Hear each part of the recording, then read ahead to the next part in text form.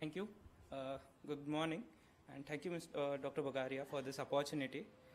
So I'll be talking about segmentation techniques. So I'm Chetan from IIT Bombay. I'm a research assistant over there.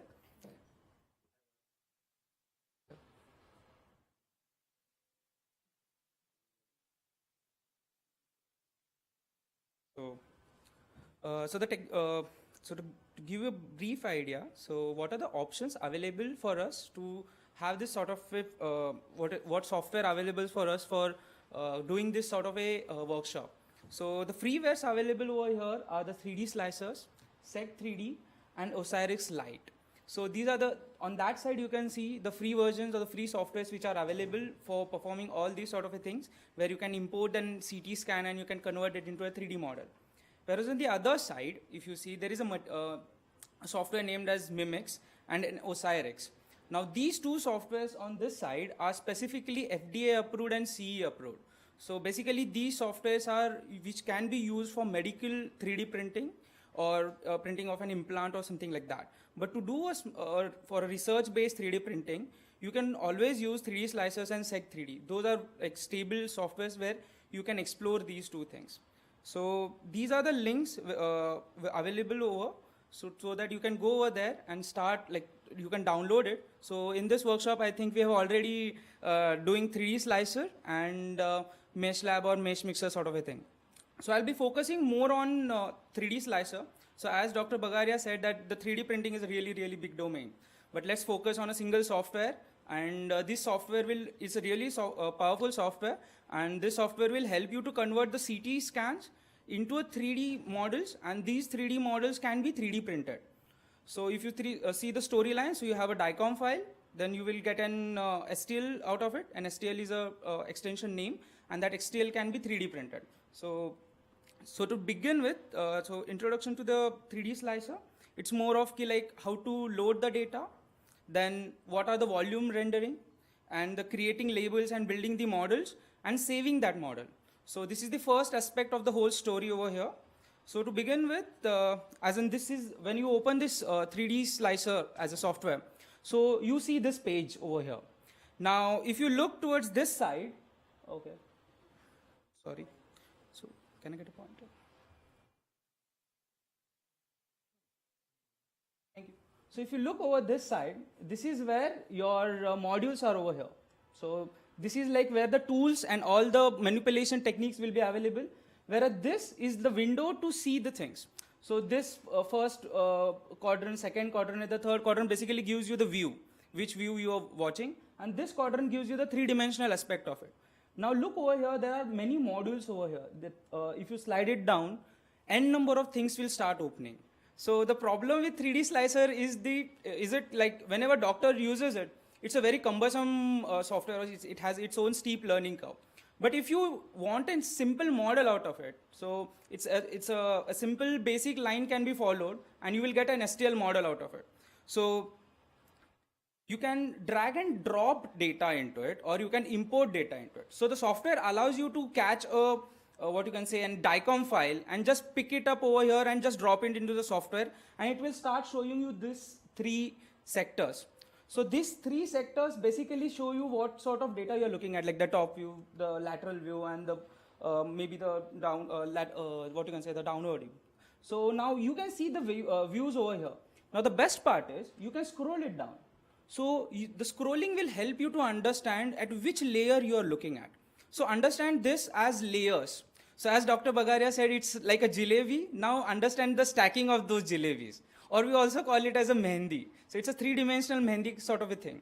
So each layer have an information. Now you can scroll down to any layer which is your region of interest. Because in a CT scan, you might not require n number of things, but you just have to focus on few particular organs or few particular aspect of it. So you can scroll down over here, and you can reach to the specific part where you want to manipulate things. Now here you can see that this is like a view, and if you ask an experienced surgeon, they can imagine it in a three-dimensional model because it comes out of an experience. But to reach from here to here is just a simple task. So you just have to go to a module, then select volume rendering. So in a drop down menu, we'll go to a volume rendering and you just select a preset of a CT AAA. So when you see set that, it converts it into three-dimensional model. Now the good part about this three-dimensional model is you can scroll it down, you can see it from all the views possible. So you can zoom in, you can zoom out, you can control that 3D model, and you can understand it which region you have to specifically go. Now the problem with this model is you can see this, some small parts which are coming up over here and here. It's that because the region of interest is overall. Like you have kept the whole entire spectrum as your region of interest. So it will show anything in between as a three-dimensional model. But we don't require that this big data. So we can reduce it. You can scroll down through these dots and you can point it towards a smaller part and you can start volume rendering again and you will see that specific part itself.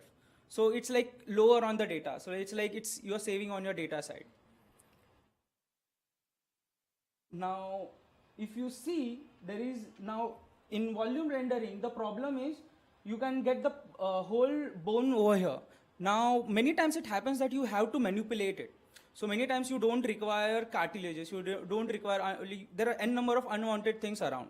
So to manipulate that, you go from volume rendering to a simple named as editor. Now the good part about the editor over here is like you can see n number of tools over here. Now each tool have its own capacity, its own capability to handle this data. Now, but the main two modules what we will be focusing and using more over is like the thresholding one and the model making over here. So the thresholding is basically like focusing on which aspect of Hounsfield value you have to focus on. Like you have to focus on the hard tissue, you have to focus on the soft tissue, or which part of it. You can tune it. So it's understand it like a FM radio. So you can tune it to a specific number so that you get only that specific bone part of it.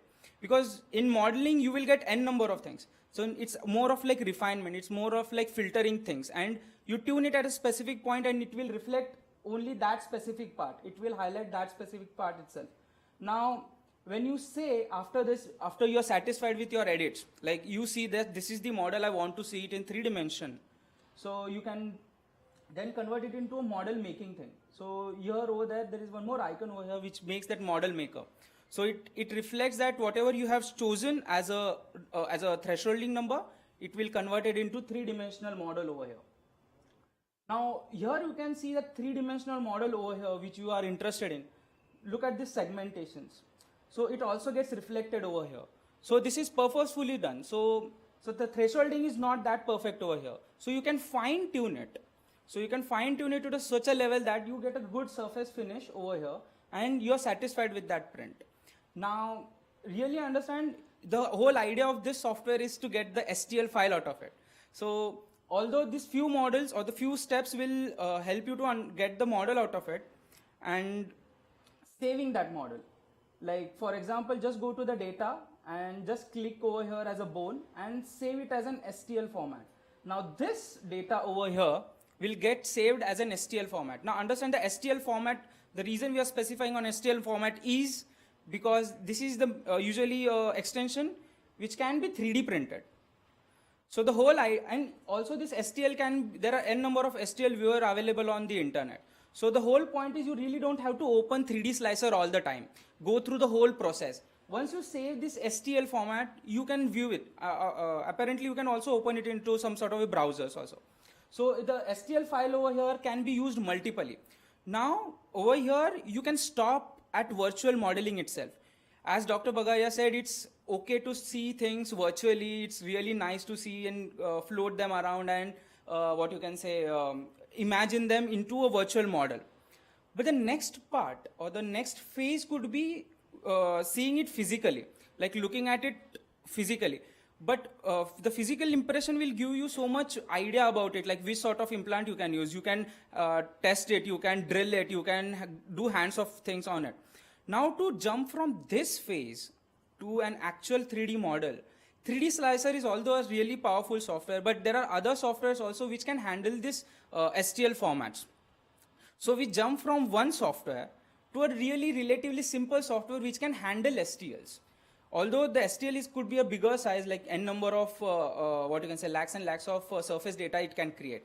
But sometimes 3D slicer will crash in something like it can happen at any time.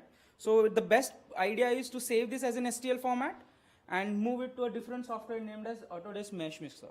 So I'm pretty sure that we will deal with Meshmixer or / MeshLab. So there are n number of software which can handle STLs. So the first part was to get an STL out of it, to visualize it on the display. The whole idea is to display, see it on the display. Now if you want to lever it up to 3D model printing like these guys are doing it over here, then the best idea is to take it to any mesh lab over here or a Meshmixer over here. Now what this software does, it will convert that STL, it will keep it in an STL format only, but what it will do as in leverage to it is, it will make that STL as a 3D printable thing. So this 3D printing, understand that it can print anything, whatever you want. Now, once you see that on a time level, just you want to have to print a small part of it. You don't have to really print the whole structure of it. Then this software can help you to segregate that, help you to manipulate that STL file in such a way that 3D printing could be easier. So from here, you can just smoothen that, you can import that STL format very easily into this Meshmixer. Then select it. Then there is a really nice option named as smoothing. You can go over there, you can select the surface finish over here. The smoothing really helps you to understand that what sort of countering, what sort of surface you will be having. Because in many times it happens in 3D slicer, you will get a really rough surface. And understand this 3D printer is like printing layer by layer. So each layer will also make an impression over here, and that surface won't be that great to visualize. But you can always have like smoothing it out, and the model can get smoothened out. And this smoothened out model can be taken to a next level. Now understand that this 3D printing printer will print it as a whole solid structure also. But we need to save time as well. We can make it hollow structure. So in whatever we print in between, so in between could be a mesh. So the outer surface only matters to us currently. This, if you make it hollow in such a way that controlling the thickness, controlling the volume in between, whatever, what you can say, the other parameters to it, that 3D printing which file can be fed to this 3D printer, and this 3D printer can work faster. Instead of printing the whole solid structure out of it, you could always print a hollow structure out of it and get the whole idea of the model. And like each, what you can say, each time on this 3D printing counts, because it's a costly affair to do sometimes, because multiple times the machines are really costly, the whole technology is costly. So it's always a better idea to convert that STL file into a smoothened surface, then a hollow structure, and you can just send that STL file to this printer, and this printer will start printing it out. So to give the whole idea over here, and the next session what Dr. Kshitij will be taking will be more focused on each module what I have explained. So if you understand the whole idea, Dr. Pakhare explained you the extent of the technology, then I more or less explained you like what softwares or which software have what capabilities, and specifically to this, Dr. Kshitij will explain you what that specific software can reach to, what are the minute things you should understand. So to get the whole idea, to conclude it, more or like the basics of the 3D slicers, then DICOM file inputting, like it's a simple drag and drop, then volume rendering, understanding which volume you want to understand, like which volume as in bone volume you have to see. Then creating labels, if let's say you have to separate two things like femur and what you can say, a femur bone and a hip bone. So what are the minute things you can do from creating label maps and the building models and saving that model. And as soon as you save that model into 3D slicer, you just jump into the, what you can say, Autodesk Meshmixer to 3D print it, or else you can just visualize it in 3D slicer as in 3-dimensional model. Now in Meshmixer, what you can do is like having a surface finish, hollowing the 3D model and 3D printing. Now understand that this workshop, we gave you a tool of software. Now, sooner or later, this 3D printing will be cheaper enough as you can have this inkjet printers in your desk. Now, understand that once you have something, a 3D printer which can be on your desk, you just have to take a software. These are all freewares, of course. So you just have to create a 3D model, jump to this Meshmixer, and you can see that your 3D model get printed. And once you get the 3D model out of your in front of your own eyes, you can show it to your patient, you can explain it to the patient. So it's also a part of your patient education thing. So you can explain the whole scenario to him or her, and you can get the whole benefit of the whole technology. If you have any more questions, I would like to answer those. Thank you. Go ahead.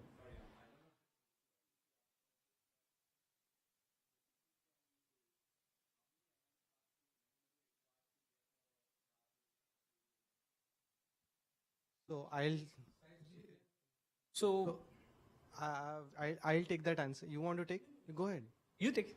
So Dr. Vaibhav has published a paper in which the protocol is mentioned in detail. It's called the MRCP protocol, but in general you require a 1 millimeter thickness at least CT scan, which is in the soft tissue window. So that's what you need for printing.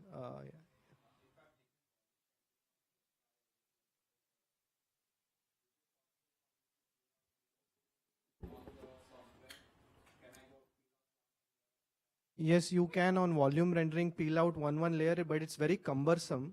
And the problem with volume rendering is that you can't print volume rendering.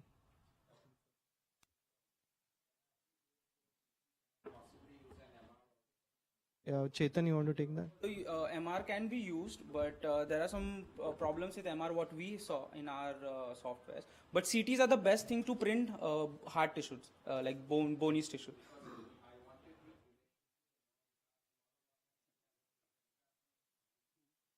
Although in 3D slicer, when I mentioned that modules, so when I mentioned that you can separate out the bony structures out of it, there are n number of modules specifically made for that specific tissues. So there are n number of people who are segregating the skin out of it, they're segregating the muscles out of it, they're segregating the nerves out of it. So many times we saw that surgeons not just want the whole bony structure in a fibula, they also want a micro, what you can say, a nerve which comes with it. So to do a microvascular surgeries, they're always recommending us to not just print the whole bony structure, also try to print that. Now understand that in that modules we can segregate the bone and the tissues separately, and we can fuse them in 3D, and you can get a 3-dimensional model out of it. So that can be possible. So each layer by layer, and also hard tissue, soft tissue, and on what sort of soft tissues also you want to manipulate, you can do that. But that's an extension of the whole model. Like it will go deeper and deeper.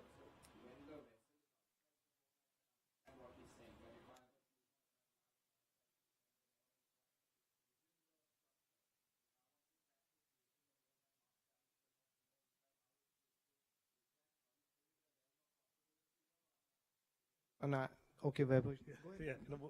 Yeah, so that's still in realm, and that's the beauty of the 3D printing, because it differentiates different structures. As I said, it can be fused.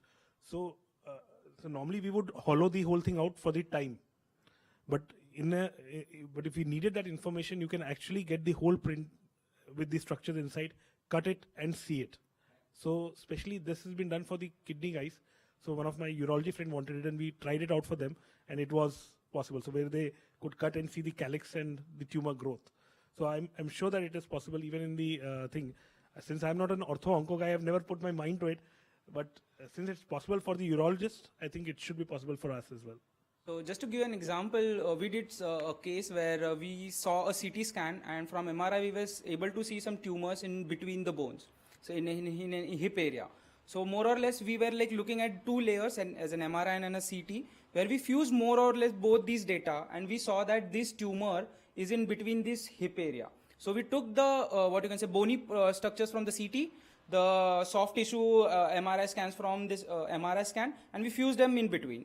Now you can see that whole structure of a hip along with a tumor. So we subtracted it, and we thought of printing it transparent. So if you could, so there are ways to print it transparent. So instead of printing in an what you can say FDM, you can print it in a different technology of 3D printing, where you could get a three-dimensional transparent structures where you can visualize the tumor as a hollow bubble in it. So imagine a glass, and in which the bubble defines the tumor. Once you understand the tumor, then you can always understand the extension of it, then the allowances you can take. So there are possibilities to do this.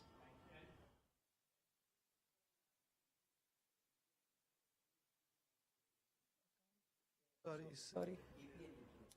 So basically one of their team members is working and trying to patent a technology which is called as the conventional topography, in which 3 X-ray images would help reconstruct Yeah. You think?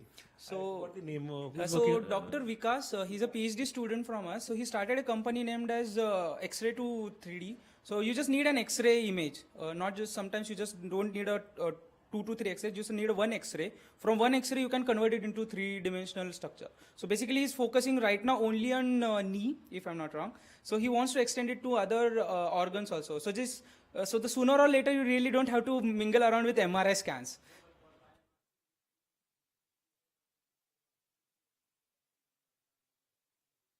Okay.